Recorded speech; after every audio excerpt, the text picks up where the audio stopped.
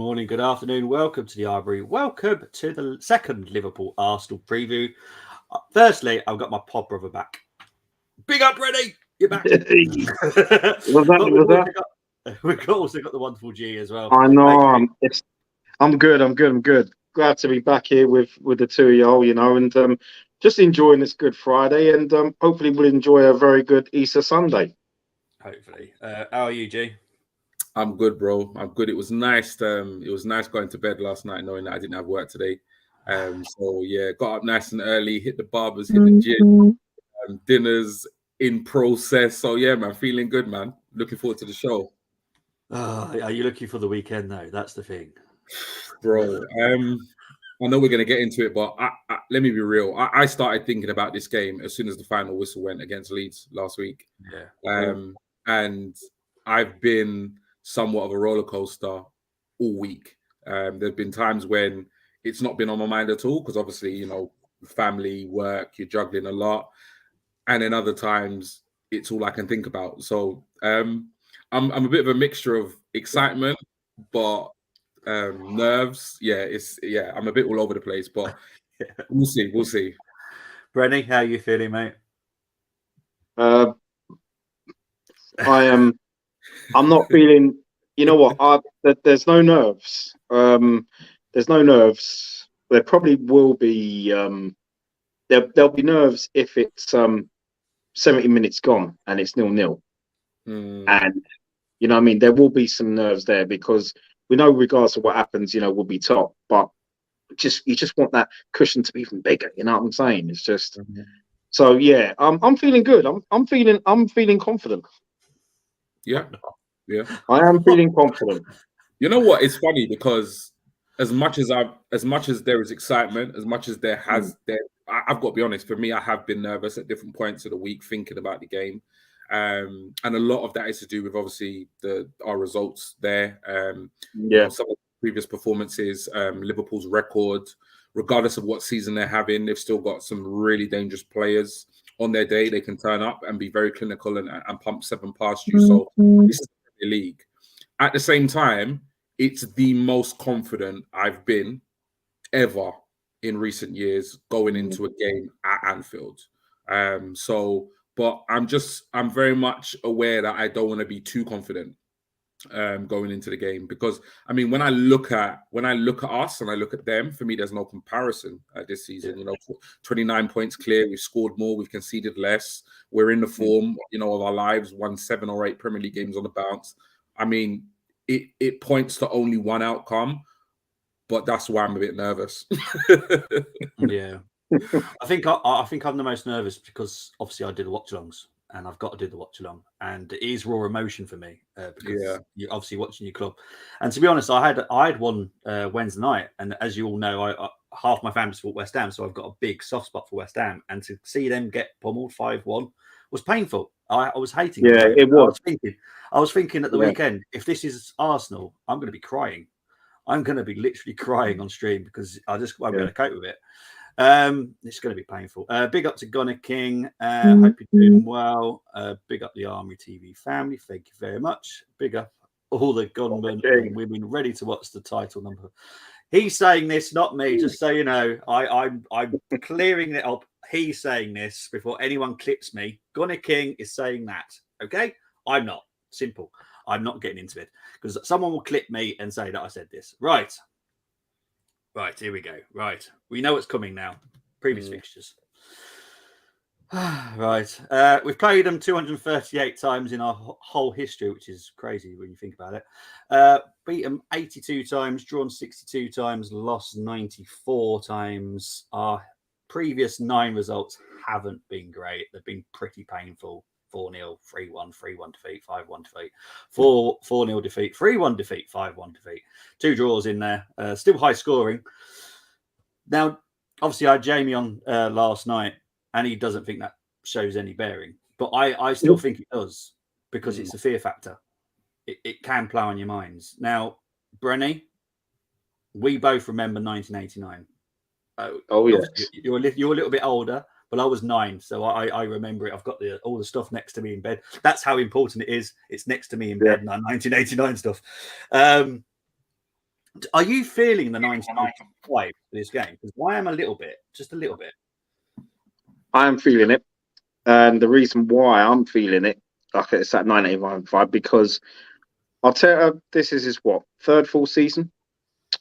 And it's kind of like, well, I know he did it in 86, 89. George Graham, it's kind of almost George Graham-esque. I'm not talking about the players we have, it's just the situation that we're in. I mean, when it's kind of like, I know with Arteta he had 2 8th place finishes and the 5th place finish as well. George Graham is in his first season at Arsenal, he finished 4th. Second season finished 6th, and then in the summer of '88, in pre-season friendlies, we was featured quite a lot over the course of the summer, and I looked at it and I thought, wow, we could challenge Liverpool. We could challenge them. I mean, I actually thought with going into the season at in '89. I remember when it was going into March in '89. I thought we're still top. We can do it. And Liverpool was obviously creeping up. This time around, obviously we got City, but it is that same for me. It's that same kind of buzz because apart from Zinchenko and Jesus, no one else has. I can't recall anyone else winning the Premier League. So, this is it's new territory for over 80% of our squad. I feel that for Sunday's game, you're going to get our experienced heads can carry us through, and they'd be encouraging the younger players who have played at Anfield before, but this is an entirely different situation. So yeah, I am feeling that 89 vibe, but it won't be a spectacular. But I'll tell you what, if we go past that line, wow, I probably won't be on this channel for another 2 months because my voice would probably have returned by then. So you know what I'm saying? Well, talking about that, me and James are we said give it a week and then we'll start doing streams again because we need a good week's break after that. I'll say a month. I'll say a month. Yeah. Well, me and James want to do some transfer talk straight a week away and youth academy talk. So we've got loads that we've got planned, but we've said give it a week. Give it a week. Whatever happens, we're giving it a week. G, I don't think you're quite old enough for the 1989, are you, mate? Nah, not really. I mean, I know about it, obviously. But for me, I was born in '84. So yeah, I would have been about 5 years old or so. And obviously with my dad not being an Arsenal fan, even, God bless his soul, a Chelsea fan. So I wasn't massively kind of watching football at that age. But obviously, you know the history, you see it, the video footage and so forth. But I mean, for me, in terms of Anfield, for me, it's just one of those games. It's an opposition. It's a fixture that I just don't look forward to.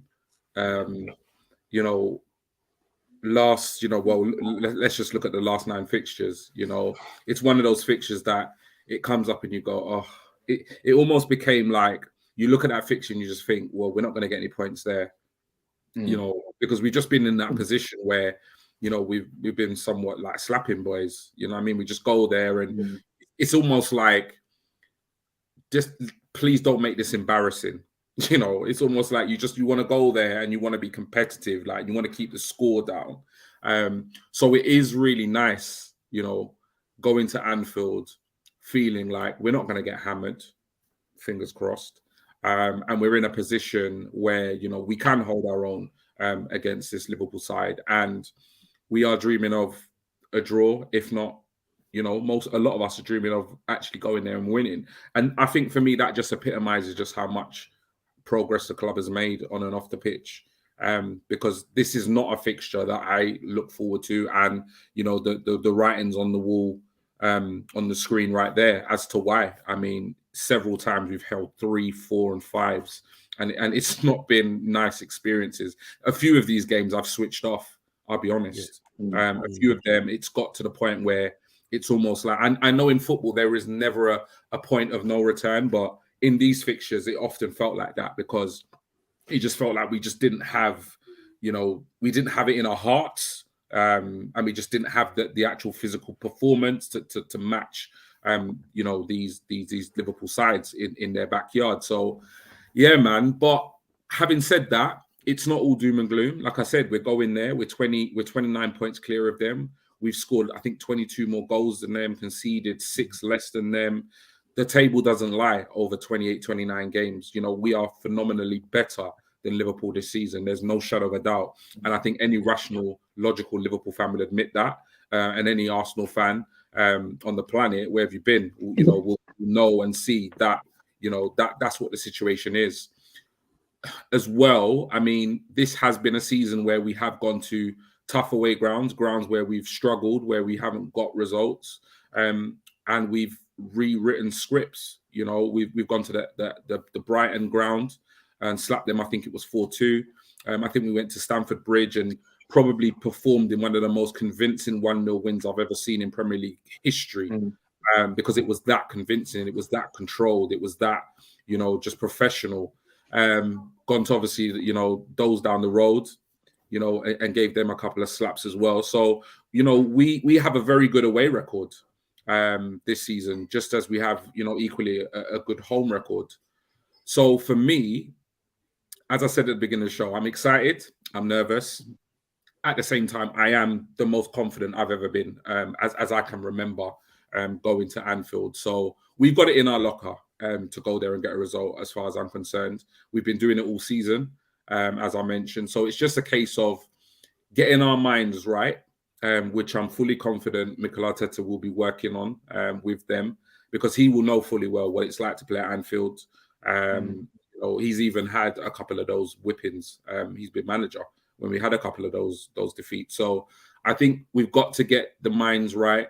And then once we relax, hopefully that's early on. If we play our football, honestly, there's only one winner. There really is, because we are the superior team right now. It's just a fact. And there's no harm in saying that. But they're going to be pumped up. At the moment, they have nothing to play for. They're not, as far as I'm concerned, they're not going to make the Champions League because they've got zero consistency.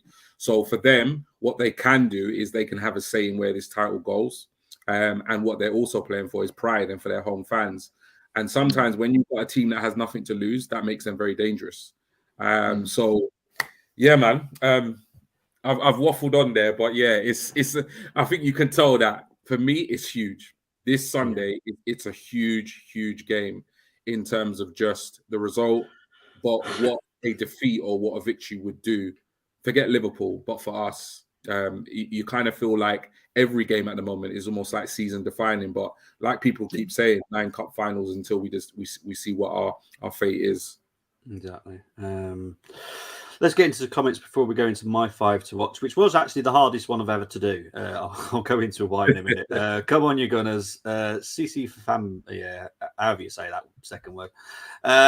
Believe and we can achieve. That's what Gunnar King says. I remember watching being brought the VHS tape of our home game at Anfield, not knowing the result. So in a way, I did experience that euphoria, albeit circa 93.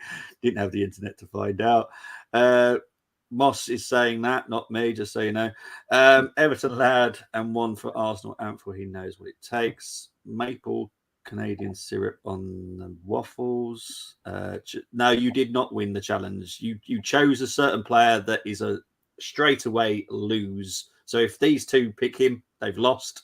At the moment, because there's a certain player that I do not want either of you picking. And Tony's done this. And to be honest, Tony's team is pretty good. Jamie's was pretty good last night as well. So I'm trying to think who you dislike then. Well, well, there's a certain player that but it's really going to confuse you because he's actually my 5 players to watch as well. So it's really going to confuse you. It's not James Milner then. Having been thrashed 4-1 by City and Klopp's team selection for their home game, I can only assume I want City to win it. Well, I've seen a lot of City fans saying that they want City to win it, which is strange. But we'll go into my 5 to watch anyway. Let's go through the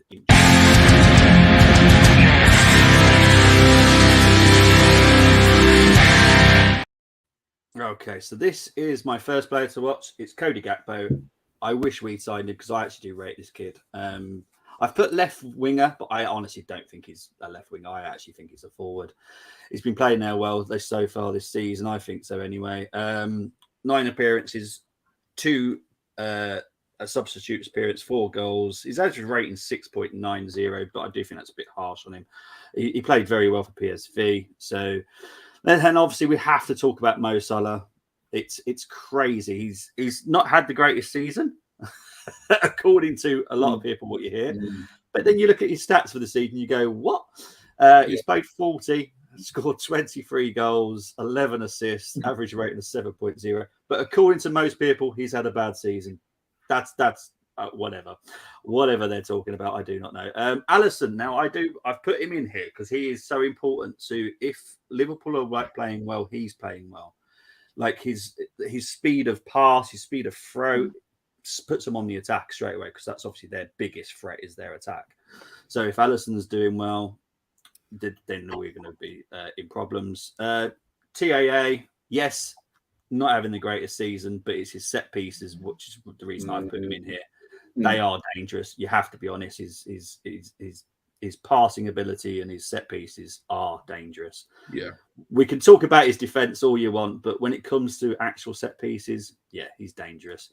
And the last one is Andrew Robertson. Again, his assist is crazy. He's got 9 assists for a left back. That is mad. This season, and he's also having a bad season, according to what you hear. But honestly, I think the kid's incredible.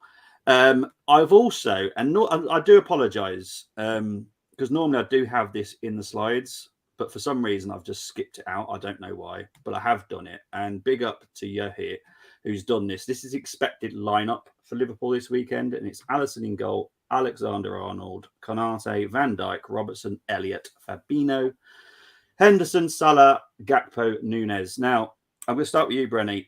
What's the biggest threat in that expected lineup from Liverpool this weekend for you?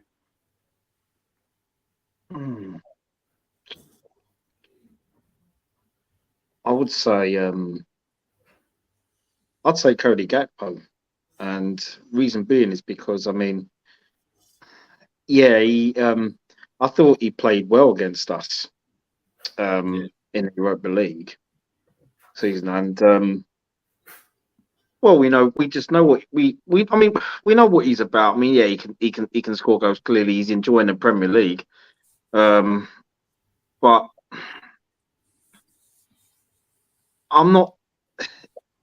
I would say so, but to be honest with you, I personally don't think he'd be the one to watch out for. We know what he's about, and we can neutralise the threat. I think Cody Gakpo is just something different that he can offer Liverpool. Because I find even with Salah's stats, they've been amazing this season. He can be dealt with, but yeah, I'd say for me, Cody Gakpo would be the one to look out for. G, what about you? I think 2 things kind of shout out to me. One is, for me, it's crazy, like you said about Mo Salah. You look at his stats, and it's crazy what, like, I think 34 goal contributions, 22 goals and 11 assists. Like, that's insane. It's not bad, is it? We're raving, no disrespect to our players, but we're raving about Saka and Gabby, and not even those numbers yet. So, but I think that's just a case of Salah has set the bar so high in it. So, you know, anything that is not 40 odd goals is going to be considered a poor season. But I think Mo Salah is a huge game player, and he tends to have a say in the big games. If you look at like Liverpool's success, you know, over the years, and even recently, even when they got slapped by City, I mean, he was on the score sheet. Everything, when things are going well for Liverpool, he's in and around it, with either an assist or a couple of goals. So he's always going to be a threat. He's such a clever player. He doesn't really have, like, when I look at him, I mean, nothing really kind of shouts out to me in terms of just like an athlete, in terms of like being really strong or having explosive pace. But he's just so clever and he's so tricky to play against. So we've got to be very mindful of him. For me, he remains the most dangerous player for me in that Liverpool side. And the other thing that might or could potentially cause a problem, definitely seasons long ago, is the height of Cody Gakpo and Nunes. When you combine that with the delivery of Trent, that could be an issue. I mean, we've got Gabriel, who's brilliant in the air. Saliba not so good. Holding is pretty decent in the air. So we have, and obviously Ben White as a central defender playing right back, we've got his height as well. So I don't think we're susceptible to conceding set pieces, but I think that is an avenue that they will definitely try to hurt us, because we've seen we are conceding a number of goals via set pieces or corners, etc., etc. So yeah, I would say Mo Salah and the deliveries of Trent with the height of Gakpo and Nunes might cause us some issues. Yeah, 100%. Obviously, that's their expected lineup. It's someone I spoke to about them, and that's who he thinks will go. Harvey Elliott, I'm not sure, but it's their midfield. I just think it's so weak. And I spoke to Jamie about it last night, and that's his biggest problem is the midfield. It's so weak.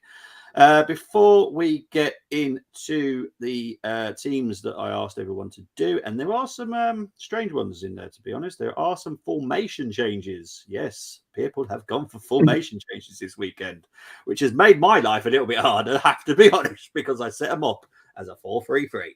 But everyone's gone for different things. Well, brilliant. What a championship match.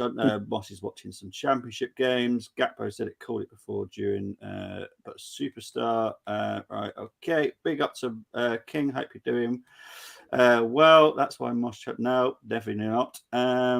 Let's try it and go through some comments here. Cody Gakpo, just another. Oh. Okay, Tony might be trying to wind up Moss here. Gakpo is a clinical. He is. That is one thing I definitely agree with. Gakpo is a clinical. That's why I think that I see a little bit of Armoury in him, because I obviously I had the privilege of seeing Armoury as a winger, because I'm a Monaco fan, so I managed to see him as a winger. And I just thought, that guy's going to be a striker one day, because he just had oozed that striker appeal. And Gakpo's done the same for me. He doesn't appeal to me as a winger. I just don't think he's got that amount of flair and a little bit of. You need a little bit of oomph, don't you? And I don't think he's got that. I think he's got the ability to be a striker, because you don't need that bit of oomph like Martinelli does. But yeah, so we're going to go into the teams now. The first lineup is here. This was chosen by Josh, Tony, and King. They've gone for Ramsdale, White, Holding, Gabriel, Zinchenko, Partey, Xhaka, Odegaard, Saka, Martinelli, and Trossard. Brenny, what do you think of the lineup? Very strong. Very strong. Can get a result at the weekend. And see, for me, if Mikel Arteta was going to go with that lineup, I think that it's just the battles, really. It'd be Martinelli versus Trent Alexander-Arnold, because he's coming back. I know he didn't play against Chelsea, but he's coming back. I think he can get the better of Alexander-Arnold. He has before, and I think he will again. Saka White partnership on that right hand side, I'm just loving it this season. It's been a joy to watch. That is key as well. That'll be key to us getting a result. I think that the two of them will work well together, that they always do. It's like there's this telepathy between the two. So yeah, White Saka does work. I mean, I know White was. I know he had Trossard in front of him, and I never saw the game, but I saw the highlights, and I thought, it's not White Saka. And obviously that and the midfield, that midfield three is stronger than Liverpool's midfield, and we dominate the midfield. I think the game can be won there as well. So it's a strong lineup, but for me, I'd have Jesus in ahead of Trossard, because Trossard we know he scored a hat trick there early in the season. Yeah. But you know, he can still come off the bench, and he can still do things. So, you know, I just find that Jesus now, that performance last week against Leeds, his goals, he needed that. He needed that. And I think, no disrespect to Trossard, even though I like him as a false nine, but Jesus, I think he's gonna cause terror. He's gonna run those centre backs ragged. Whether if it's Canate, Van Dijk, whoever, he's gonna, you know. So, but it's still a strong lineup. Yeah, Still strong. You and G have made yours is slightly different to G's, where you've got one different player. G's got one different player in the lineup as well. So it's very small tinkerings. I'm going to call them of your squads. Yeah. There are a little bit more tinkering later, which will probably set G's blood pressure high, because I know G doesn't like too many changes. There is a big change later. But you know what, Bobby? With this 11 though, if I was to see that 11 on Sunday, I wouldn't be unhappy with it at all. Yeah, exactly. Yeah, I'm the same. Because I think if you haven't noticed, I haven't chosen any lineups for a while because there's so many people that do them. I'm quite happy with quite a few, so I literally put my name on quite a few of them. But I let it down to you guys now. This is just I'm just a host. You guys do the teams, and we'll talk about it. This one is yours, Brenny. Oh, sorry, Jay. Sorry, mate. That's all right. What did you think of it, mate? I do apologise. No, that's fine. That's fine. I think Brenny sums it up perfectly. I mean, Ramsdale in the back four picks itself now, especially with no real update on Saliba. Doesn't look like he's going to play, although Arteta still might surprise us ahead of Sunday. But yeah, that picks itself. Our midfield, as Brenny said perfectly, is heads and shoulders above Liverpool's. Has been all season. That is going to be a crucial area, as Brenny said. And I feel if we can dominate that, I feel we are going to dominate that. And I feel like that's going to have a massive bearing on who wins this game. And our three are superior to their three. Have been all season. In terms of the front three, it's not what I would have. Yeah, yours is a little bit different. Yeah. Yeah. At the same time, I echo everything Brenny said about if I saw that lineup. Yeah. I'm going to be honest. I wouldn't be annoyed, but it would bother me slightly. I just feel that the impact Gabriel Jesus has had on his club and his team, the way he, you know, I don't think many of us thought he would come back. And when he did come back, he'd be as impactful because of the type of injury he had. But he's worked his ass off. He's come back and he's been immense. He got a brace in the last game against Leeds. And I literally cannot envision Arteta dropping him. I just can't. This is a huge game. And these are the games. These are the games why we bought Jesus. You know, he's the number 9. He's the main man. He's come from City, where he was seen as kind of a bit part player. Although he did his thing a lot of the time in back end of the season with City, getting him over the line with league titles. This is why he's here for me. So having his character, you know, his tenacity, his trickery, you know, on the pitch for me is a must. Definitely. So that's the only change I would make. I think the rest of the team picks itself. You know, Trossard, Martinelli, there's debate, there's conversation. Saka, you know, walks into the side. But that's the only thing with me. I just think Jesus for me has to play. Yeah. King, who actually is one of the people that chose this, the reason I went with Trossard is because he is more clinical than Jesus. And in big games, you don't normally get a lot of big chances. What I would say, King, is watch out for G's squad, because G managed to put Trossard and Jesus in. So, and I'll not say yours is bad, Brenny, by the way, because there's nothing wrong with your squad either. And we'll go into Brenny's now. But due to the fact, loads of people picked this.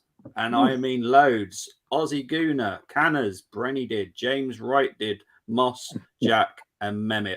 They all went for this squad. They all dropped Trossard and they picked Jesus up front. We'll quickly cover this because obviously there's little tinkerings. I want to save the big chat for the last two formations, which is going to give G issues. I can guarantee it. G, Obviously, this is not your squad. Yours is very, very slightly different. Quickly cover this one. You will definitely see this one, or at least your one. Yeah. Literally, this lineup comes out at 3:30 on Sunday. Happy days. Like I say, back four, goalkeeper picks itself. Midfield is superior to Liverpool's, and it's not what I went with in terms of a front three. But who can complain when you see Saka, Gabby, and Jesus? Yeah, exactly. Brenny, this is your team, mate. So you're quite happy with this one, aren't you? Very, very much so. To be honest, I actually believe this would be the lineup because I mean, if it's not, it's probably what G said. There could be a surprise, and who knows, Saliba could return. But because I mean, like yourselves, I haven't heard anything on that. So yeah, I'll be very happy with that lineup. There is chat. There is a lot of chat, and there is someone who we will be attending training tomorrow, and it's all depends on how he goes through it. I know who it is, and we'll have to wait and see. But if he does come through that training session tomorrow, he will be picked, and I guarantee all these squads are different. I guarantee every single squad. No offense, Tony, but I guarantee all these squads will be different by Sunday if he managed to get through that training session. But it has been optimistic this week about him. So I'm not going to say the name because it's not my news to break, unfortunately. But yes, tomorrow we'll wait and see. Right, this is G Talks, but also Ben, Miguel, Tim, and Arsenal Forever, who actually put it on the comments yesterday. And I did promise him I'd write it down and I'll make sure his name is on there because he put his team in on the comments on yesterday's preview, and I just thought that was brilliant. So I quickly typed it up. So G, this is yours, and obviously you're going to have to explain why you've picking Trossard over Martinelli. Yeah, so I mean, for me, I don't need to explain the rest because it's been as it is in all the other lineups. So I'm picking the three up top. Saka obviously on the right. I'm actually putting Trossard on the left hand side, and I'm putting Jesus via the middle. But as we all know, these three players will interchange as and when they like. The reason why I'm picking Trossard is. It's nothing against Martinelli at all because Martinelli's having a great season. But I feel like Trossard is probably one of our better finishers. And for me, Jesus has to play. So a lot of it is to do with Jesus playing through the middle. But yeah, I don't want to drop Trossard. I saw Trossard. I think we all witnessed Trossard absolutely smash Liverpool to pieces at Anfield with the hat trick he got for Brighton. And I'm hoping, wishing and praying that he continues that rich vein of form. I think things like that matter. I really, really do. Particular players seem to score goals against particular teams, and they seem to have a habit of scoring against particular teams. And this guy's done 3 at Anfield. I mean, there's not many players that have scored a hat-trick at Anfield that don't play for Liverpool. So, you know what I mean? For me, it's big. I honestly believe the team that Brenny picked is probably the team that Arteta will pick. I think he will go back to his trusted 11.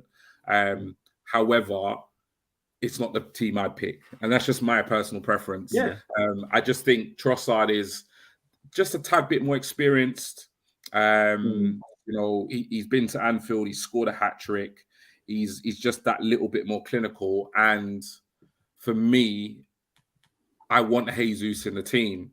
So it's the thing where if I pick Trossard, I've got to kind of play him in the middle on the left, and then for me it just doesn't work. This is what works for me.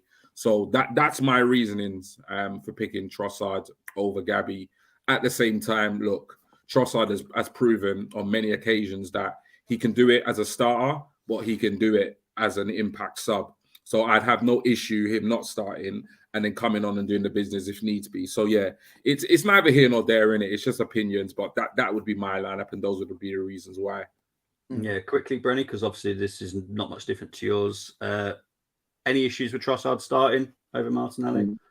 You know what G said, 110% spot on. I mean, I would have no issues with that because you know what, it's not many players can go somewhere, get a hat trick, even a brace, and you'd never think, oh, a minute, I'll go back there again, you know, because it's very rare in the same season. It's very rare you get that, you know. So if he was to start, I wouldn't be surprised if he did hit the net, and Jesus probably would claim an assist. So it wouldn't surprise me, and he would still be buzzing from that experience. Even though unfortunately the Brighton didn't win the game that day, but he will be buzzing. So I wouldn't be surprised at all if he was to be selected ahead of Martinelli, for example. But you know what? Either way, it's a great headache for Mikel Arteta. Yeah, happy days. It's a great headache. I mean, boy, it's like I just hope he's got his Nurofen or whatever it is he's taking Arteta, because he needs to drink something and then decide what he's going to take, and hopefully his head will be all right. It's a great headache. So yeah. Well, this is what because what you said, G, is about you all chose your different lineups. That's why I do this. That's why I ask your opinions. Yeah, I know certain people try and match it to like say, "Oh, I'm going to guess Arteta's." Be a manager. Have your privilege to pick your 11. Don't matter who you pick. I will write them down. I'm not going to judge. No one else will judge. It's your 11. It's what you think, and I give you that like little bit of. You go with what you want, and we'll talk about it. We'll discuss it, and we'll see what's best. But the problem is, and it's a good problem to have, the 3 that we've picked so far, none of us have issues with it, and they're all different. Yeah. Now it might start getting into the G Talks get a little bit of meltdown. Not the formation hasn't changed yet, but the squad does in this next one. Big up to Nicholas and Albert that's done this. They've gone for a slightly more defensive system. They're still going with the same formation, so Jorginho will be in the Xhaka role. Zinchenko's out, bringing Tierney in because he's more defensive. And they're saying that they want to continuously be a back 4. Instead of doing this inverted stuff and splitting up and doing what they do, be a back 4. It will shut down Liverpool, they believe. This is what they believe. So this is what they've gone for. They've gone with Ramsdale, White, Holding, Gabriel, Tierney, Partey, Jorginho, Odegaard, Saka, Martinelli, Jesus. We're not going to have any issues with the front 3. I can hear that from G. Midfield, you have issues with Jorginho, I'm guessing. I mean, I see the logic in starting. I'll start at the back. I see the logic in starting KT. He's playing left back, which means he's going up against Mo Salah. It makes sense to have maybe somebody who is a little bit more defensive minded. We saw it work in the home game when we played Tommy on the left hand side. He absolutely pocketed him. So I get that. I completely understand that rationale. It makes sense to me. I do think it will somewhat impact the way we play, what Zini does for the team. But I don't think there's a problem going to Anfield and not necessarily being respectful, but being clever, being smart. And just kind of, watching your opponent, working them out, keeping it tight. There's not a problem with that, because the last thing you want to do is go to Anfield and concede in the first 5-10 minutes. That's the worst thing you want to do. So I completely get the defensive, bringing in KT. He's a quality player. He plays different, isn't he? But he's a quality player.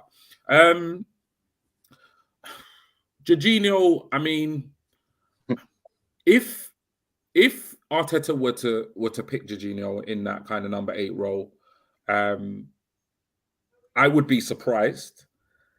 However, for me, he has the ability to play there. I didn't think that Xhaka would play the way he has or perform the way he has in that position this season. And I don't think there's a huge gulf in quality between the two players. I think, if anything, Jorginho, there's an argument he's more technically gifted or has more technical ability than Xhaka.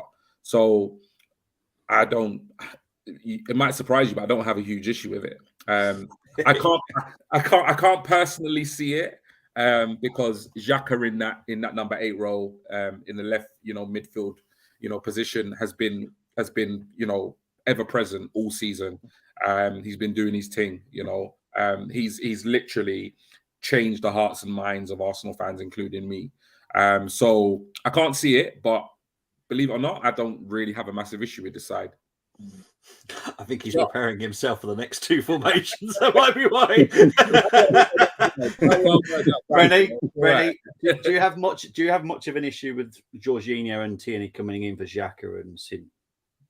for you, Brenny? Do you have much of an issue with it?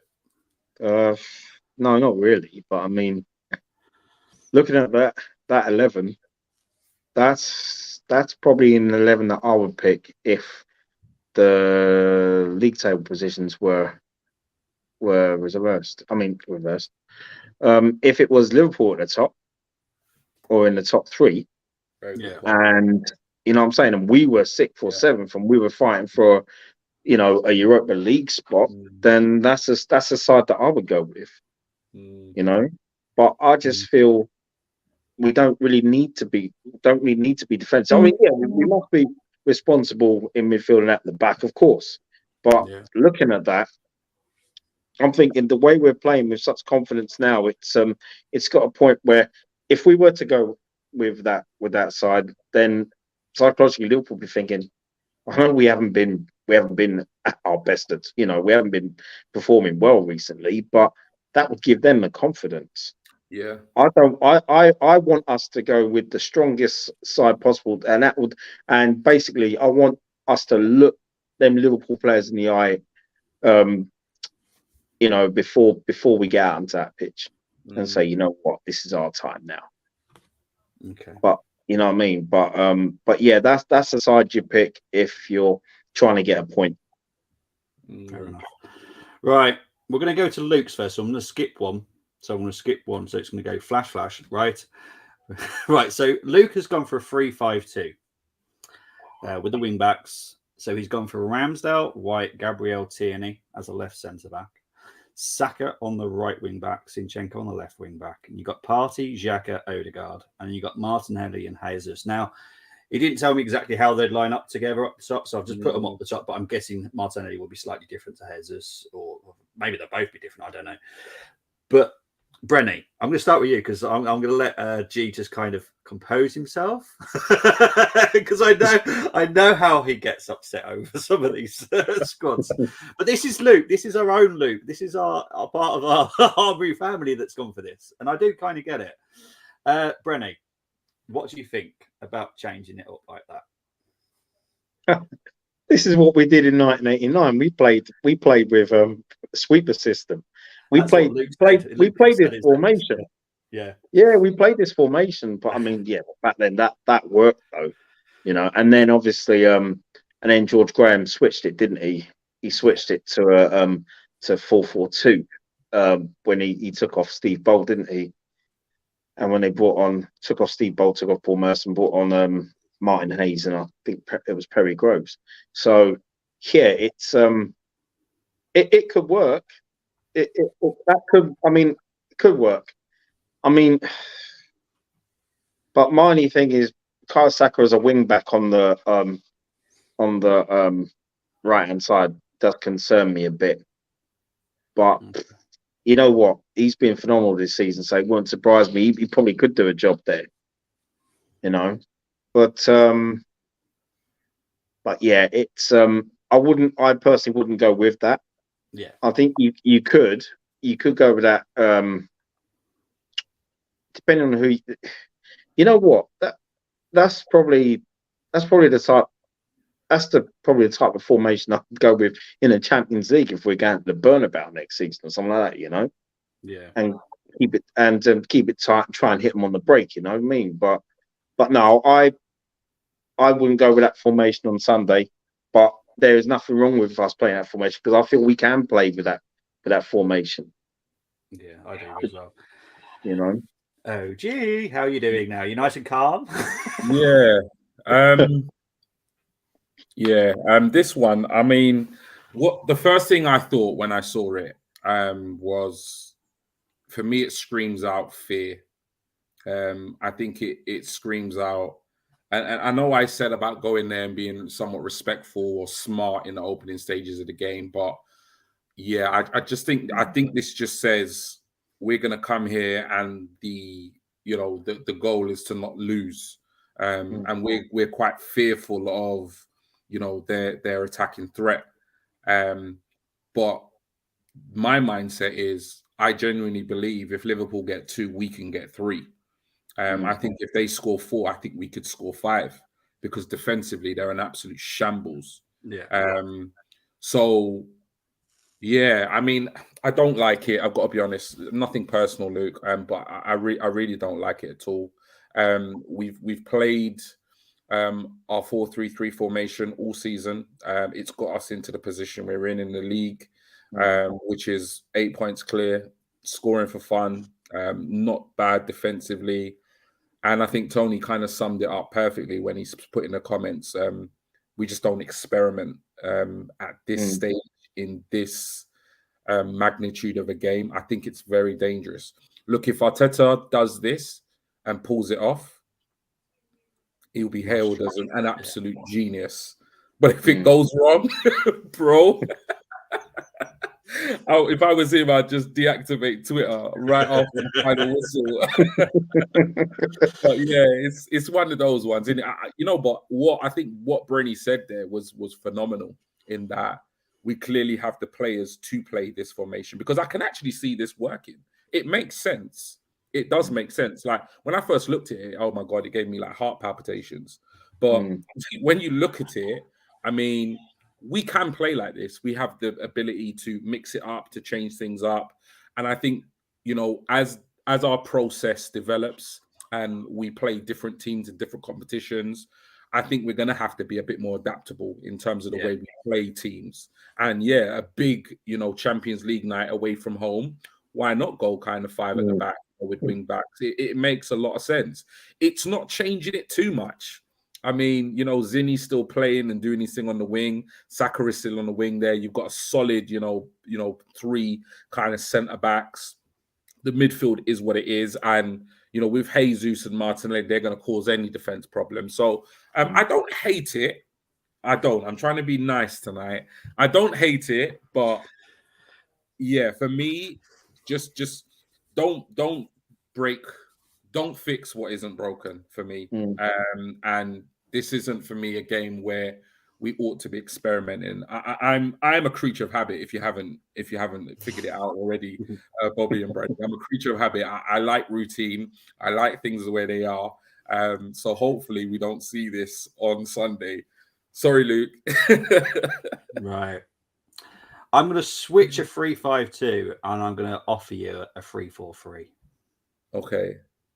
So Carlos and Jonas, I always ask someone to come think outside the box.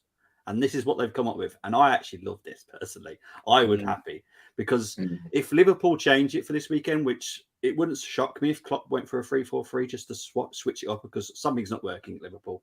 He's going to have to change something at some point. And they can play a 3-4-3 very well. So they've gone with, well, what if he does this? Let's match him. So they've gone for Ramsdale, Holding, Gabriel, Tierney, White, Zinchenko, Partey, Jorginho, Saka, Martinelli, and Jesus. So they've obviously dropped Odegaard. And the reason they've dropped Odegaard is because Jorginho is better defensively, but he's also got the ability to pick out a beautiful pass that can set up one of the 3 attacking players. I'm going to start with you again, Brenny, because G might be, his brain might be going, what do you think of this one? I think this is only if Klopp went for a 3-4-3, this would be a matching 3-4-3 against them. So it like cancels them out. Would you be happy with this one? No, I don't know. I think, wow, it's very different. It is different. It is different. It's not something that I would be comfortable with because, you've got the 2 in midfield, but you'd still want that. You still want someone in front of them to support the front 3. For me personally, it's. I don't know about that. I'd be very concerned if we were to play that way on Sunday. To be honest, that's all I can say on the matter. Fair enough. I just. No, it's upset Brady more than it's upset G by looks of it. G, wow. Wow. Yeah, I mean, like, even though it's like a 3-4-3, I mean, you could see it potentially interchange and transition into a 4-3-3, because you could get like Zinni kind of coming in. You can see Partey drop in, and you can see Zinchenko kind of inverting into that midfield, and all of a sudden you've got a back four of KT, Gabriel, Holding, and Ben White. I think Luke made a really good point in terms of like he was explaining the last formation with not playing a high line with Holding, which I completely get. So once he kind of gave that context, I kind of understood his formation a bit more. But with this one, again, it's very different to what we're doing, very different to what we used to and what's worked. But you know what I mean? I wouldn't put it past Arteta to change things and switch things up. And we've seen it in the past. Sometimes it's worked, sometimes it hasn't. So I would honestly, in a way, he's a little bit like Pep is in that sense. Sometimes, you know, you see Pep, he'll do, you know, he'll stick to something all season, and then in one of the biggest games of the season, he'll just switch it all up, and you're like, why'd you do that? The problem with that is, like I said, if it goes well, it's genius. If it doesn't, it's like, what were you thinking? You know, it's literally that chalk and cheese reaction to it. So I wouldn't put it past Mikel Arteta switching it up, but at the same time, as Brenny's, you know, opinion and expressions suggested, it would be a surprise. It would be a shock, and yeah, I personally can't see it. I mean, we've got the. I mean, if we mirrored what Liverpool were doing in terms of like how they were going to set up, then maybe it makes sense. But I just see our three absolutely running rings around their three in midfield, and I don't think I can actually envision a team in the Premier League, an Arsenal lineup without Odegaard.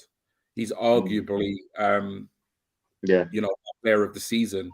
You know, there are lots of players that have performed brilliantly well this season, but I mean, Odegaard is right up there.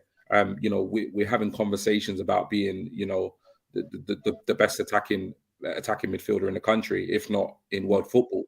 So I can't envision dropping him and the impact he has and the way he dictates the play and pulls it all together and pulling the strings and his assists and stuff like that. I just can't see that happening in such a game of this magnitude. So again, I don't personally like it. I can't see it, but boy, it's Anfield with 9 games to go. Who knows what Arteta's got in store for us? Exactly. Big up to everyone that's done the lineup. So I really appreciate everyone's effort. Obviously, I have to type them up, but it's all you guys that think about it. So big up to everyone that's done it.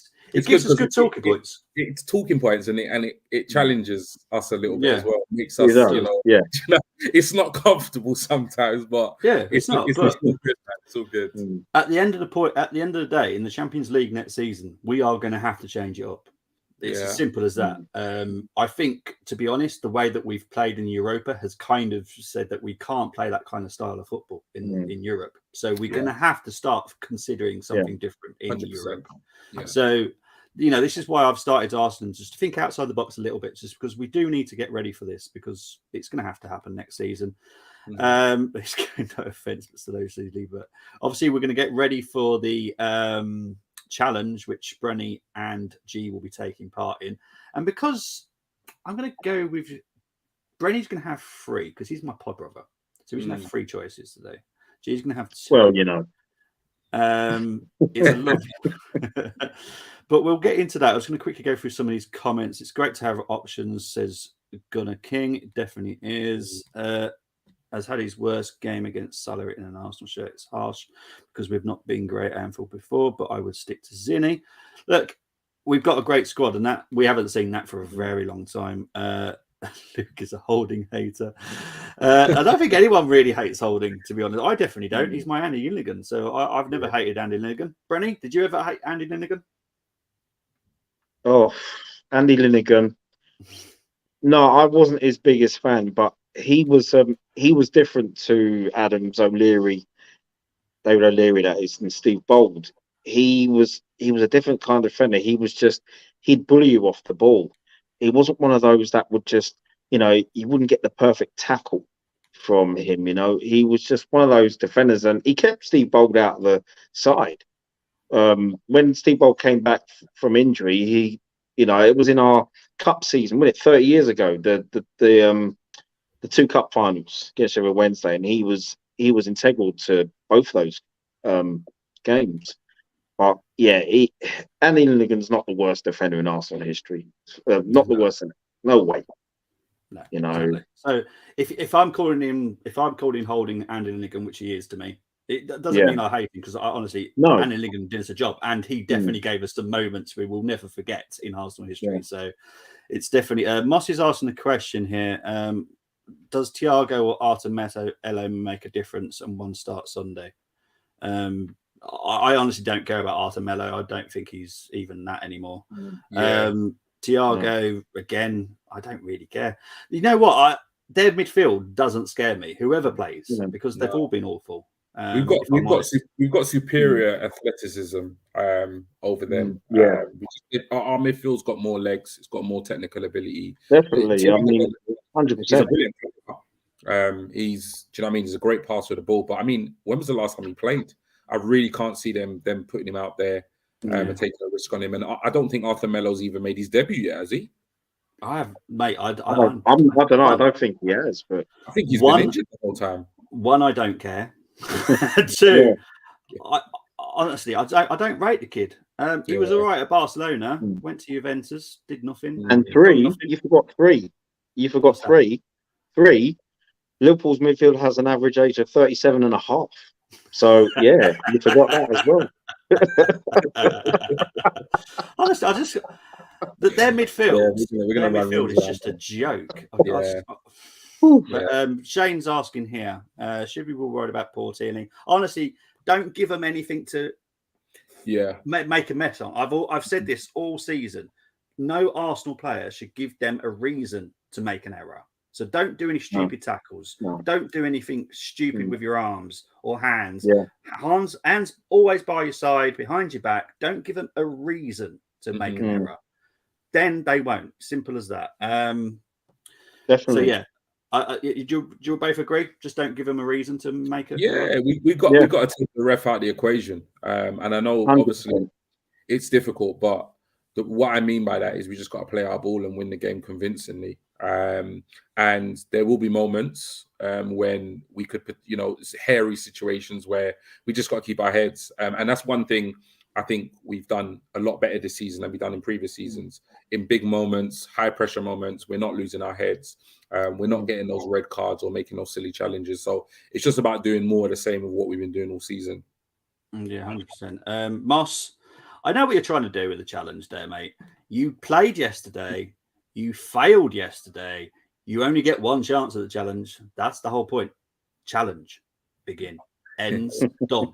You do not get a second chance today. However, who does get a chance today is Brenny and G. Let's just find the intro, which I can't find. There we go. And we'll start.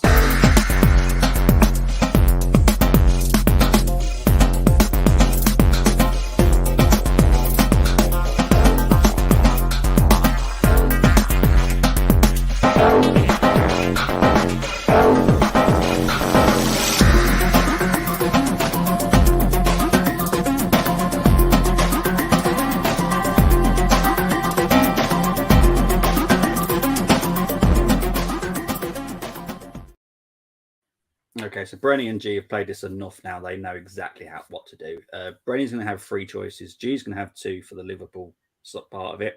And then you both got to agree on Arsenal players. Now, before I let you know, Tony and Jamie have both got squads. They are in the next slide. So you are up against their squads. And I will be perfectly honest.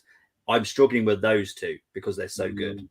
There's only one person that's slightly picked it for me and those 2 because he's gone for my favourite Arsenal player. So it's going to be tough for you guys today. I have to be honest. And as you always know, it is the home formation, but thankfully Liverpool have the same formation as us, so it shouldn't be too difficult. Brenny, I'm going to let you go with the first Liverpool player, my boy. My boy? I don't know what's going on there. Okay. Go with Alisson in goal. Okay. G. Oh man. Oh god, it's hard to even think that I'm in a position where I don't want to pick any Liverpool players. That's crazy, isn't it? Exactly. It's a really hard one, this one, because I'm going to pick what I consider to be Liverpool's best player, but inevitably that probably excludes one of ours. So unfortunately, I'm going to go with Mo Salah. Okay. Now, before I let you make your final decision on that, Jamie did find a way last night of getting Salah and Saka in the same squad. So I don't want you having that quandary, because Salah can play. Yeah, he did, didn't he? Yeah, you can put him as a striker if you want. It's totally your choice, but I'm just saying you have the option. Like he had him as a false 9. Yeah. So before you can change, if you want to have Salah, you can have him as a striker if you want. That's absolutely fine. I'll accept that because he can play there. So yeah, for me, I'm gonna pick Salah. I think 33 goal contributions in a poor season. I don't understand. I've got to put bias aside. I've got to pick him. Like he's an exceptional player, so I'm going to have him as a false 9. Okay, cool. I just want you to, because obviously a lot of people have been struggling about that. At the end of the day, Salah can play as a false 9, so it's fine. I'll accept it. Brenny, your second choice, please, mate.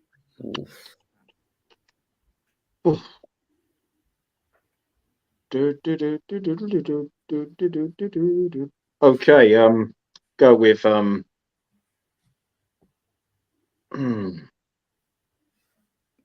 I would say go with Trent Alexander-Arnold because of his dead ball situations. Okay. G? Boy, dearie. I'm gonna have to go with. Oh God, I really don't want to pick any of the defenders. Like seriously, I don't. Trent would have been the player I would have picked out of the back 4. Okay. I think the others are having. Well, Van Dijk is just not Van Dijk anymore. He would have been one of the first names on the team sheet for me, but not anymore. Probably an unpopular one, and I know he's not fit at the moment, but I'm going to go with Diaz on the left.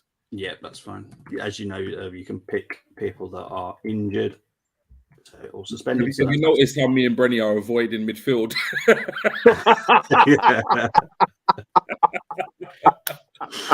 So true, man. So true. So avoiding midfield. Brenny, final Liverpool player, please, mate. Oh my goodness, mate. Yeah, it's so true. You know, I'll leave that midfield alone, man. I'll go with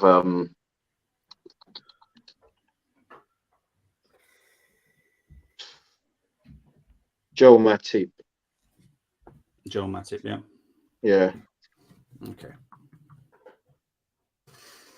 Okay, so now we're going to pick the Arsenal. So I'm going to go with, we're guessing we're going with Saka for right wing, yeah? Yep. 100%. Yep. Am I going to guess this is Partey, Xhaka, Odegaard midfield? Yes. Oh, most definitely. Okay.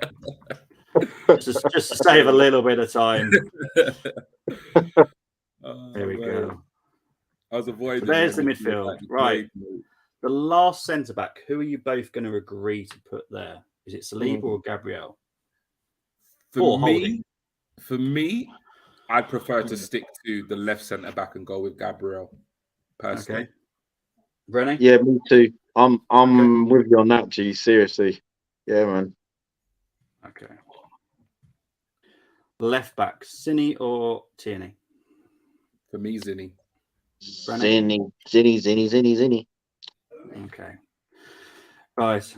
Now, I've got a very good poker face because I know you've already lost this. Because you have gone for the one player that I cannot stand. I'll tell you in a minute. You got Alisson in goal, Trent Alexander-Arnold at right back. You got Matip, Gabriel, Zinchenko. You got a very good midfield, Partey, Odegaard, Xhaka, and you got Saka, Diaz, and Salah. Now, the one I didn't want anyone picking is Trent Alexander-Arnold due to the fact I thought so. I am a right back and he cannot defend. Yeah, it's just pointless. I had a good chat with Jamie about it yesterday, and he was thinking maybe right winger because he's a Liverpool fan, and he was saying he just cannot defend. And I totally agree. And once you put him in the squad, that's why Moss lost last night because he put Trent Alexander-Arnold in the team. I'm like, no, that's a no. But I will show you what Tony and hang on, actually, Jamie did yesterday. This was their lineups. Now I have to put it full screen because I can't actually read that. So they both went for Alisson. They both went for Ben White. Tony went for Saliba. Jamie went for Gabriel. They both went for Van Dijk, which I could kind of accept because I think with the pace of Gabriel or Saliba, it covers Van Dijk issues. So that kind of works again. Robertson, left back, brilliant choice. I have no issues with Robertson. Maybe it's my Scottish heritage. Maybe. I don't know. I might be a bit biased on that. Midfield, again, I like this. Thiago, Partey, Odegaard. Yeah, it's a good they team. got away with that. Good teams. And then, obviously, it was the up front. Now, if anyone knows me well enough, they know who's won out of these two because of the front three. Because my favourite left winger and the one that I don't mind, but Martinelli. If you pick Martinelli, you've won because he's my dirty left winger. He's just dirty. I love him. Yeah. So Tony, you do win this challenge, but Jamie, very good effort. You guys just can't believe you just picked Trent Alexander. Well done. There you go. Boss, I genuinely couldn't pick Van Dijk, man, this season. I just couldn't. No. Yeah. And Boss is accusing Tony of kissing my butt. No, honestly, I think Tony's done that. He wants to play because obviously he can't stream as much as he would like. So he likes to take part in the challenge as well. So he does it behind the scenes and sends it to me privately. And I love it. I love the fact that he likes actually doing this.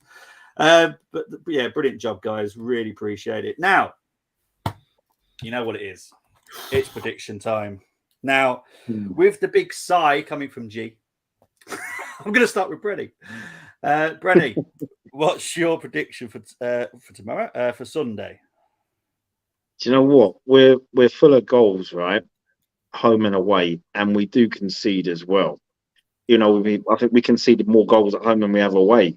So I cannot see us keeping a clean sheet. I'm going to go with 3-1. Okay. I'm going to go with 3-1. Absolutely fine. G? Yeah, I'm confident we can get the win. And as Brenny said, I think we will concede, but I think we will score more than Liverpool. So I'm going for the famous 4-2. I think it was the last time we beat them at Anfield. I'll be honest, the amount of goals that the people have gone for is mad. Moss went for 3-1. Luke went for 4-2. Jamie, the Liverpool fan yesterday, went for 3-2 to the Arsenal. I've gone for a 4-3 because I'm expecting high blood pressure and issues on Sunday when I do the watch along. BX Gunner went for 4-2. King went for 3-1. Brenny has gone for 3-1. GTalks 4-2. Honestly, Moss has now changed it to 2-1. Ross, I don't know how many times you want to have predictions, but I'm going to write down every single one. Every time, you probably don't even realise I'm actually noticing what you put, but I've written now 2-1. Shane Curtin, has he seriously gone 7-0 Arsenal? 3-2 in favour of Arsenal. If Arsenal win 7-0, I'm so glad I don't have work on Monday. It's good job it's Easter weekend, isn't it? Listen, mate. That's a bottle of Captain Morgan gone. Yeah. Well, Shane, I am writing that down because if you do get that 7-0, I'm bigging you up big time on the stream. So, Tony's gone for a 5-0 once again. Luke's gone for his formation would easily win 3-0, but he's going with a 4-2. Oh, what a great show, though, once again. Brenny, really appreciate you coming on, mate. Where can people find you, my friend?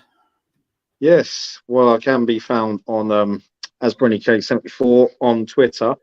I'll be doing quite a few things on Twitter over the next couple of days leading up to the Liverpool game. I've already started with some history videos of our performances at Anfield in the past, from going back to the 80s. And not in recent years, of course, because that's too painful for us fellow Arsenal fans to look at them again. But yeah, so just look out for that as well. I'll also probably be putting a few of those on Instagram as well. And also, if you all don't know, my brother is Damos, and he did something amazing, which I'm going to be putting on Twitter as well, in probably not tonight, then tomorrow as well. And give that a look, and you will all love it. And And also, you can find me on this wonderful channel, which I love so much. And I love you all. Big up to all of you. Tony, whatever it is that Damos is done, we'll share it on the Armoury Twitter as well, so we can share it with the family as well. Yeah, it's amazing. G, where can people find you, my friend? Yeah, man. Before I get into that, if you haven't liked the stream, Bobby does these previews. Brenny's always on here. They do an amazing job. I love nothing more than jumping on and joining them. So if you haven't liked the stream, please do like the stream. If for whatever strange reason you haven't subscribed, please do subscribe to the channel. And if you are subscribing, do tell another gooner, whether that's in your family, a friend, or a work colleague, whoever it is. Just tell them, because we're on our road to 1K. But yeah, you can find me obviously on here, the Armoury TV, with my Armoury family, my Armoury brothers, or you can just hit me up on Twitter. GTalksArsenal is the handle. Brilliant stuff. Thank you very much. And G has done some amazing stuff for the next previews. That we've had a little private chat behind the scenes in our little WhatsApp groups. We want to start bringing the Arsenal community together a little bit, so we're going to do that on the next previews. Next weekend, I will still be next week. I still will be doing a West Ham preview. For people that know me, it's going to be a very gentle towards West Ham because I cannot banter them at all. I want to hear their opinions. Hey, I'm with you on that. I'm the same, you know. Yeah, exactly. I think I told you all my old man's a West Ham fan, so yeah. Yeah, my granddad used to live outside Upton Park, so there's many memories of me going up to his flat, looking over at Upton Park. I'm obviously named Bobby. You can tell who I'm named after. Yeah, it's something I can't banter West Ham. I want to beat them, but it's a 1-0 win. Literally, get the goal, get off the pitch, see you later. Right, let's not talk about it, kind of thing. But we'll do that preview next Thursday. But what I've got coming over the weekend, we've got the score coming tomorrow at 3:00, and it's just Premier League games tomorrow. There's 7 of them, I believe, and also the SPL. We'll be updating you on that. And then Sunday, I've got to do the watch along. It's going to FTSN. It's going to the Armoury. It's going to Across the Pond Sports Talk, but it's also going to Cop Talk TV, who is one of our sister channels. So it is going to be. Yeah, it's going to be painful because I hated the West Ham game on Wednesday, and that wasn't even my actual true love. I hated watching that, and so if it goes badly, but yeah, really appreciate everybody, and I will definitely see you very, very soon. And as always, before I finish, it's always come on, you Gunners, but it's also this now. So take care, everyone. Speak to you all later. Take care. Bye-bye. Take care.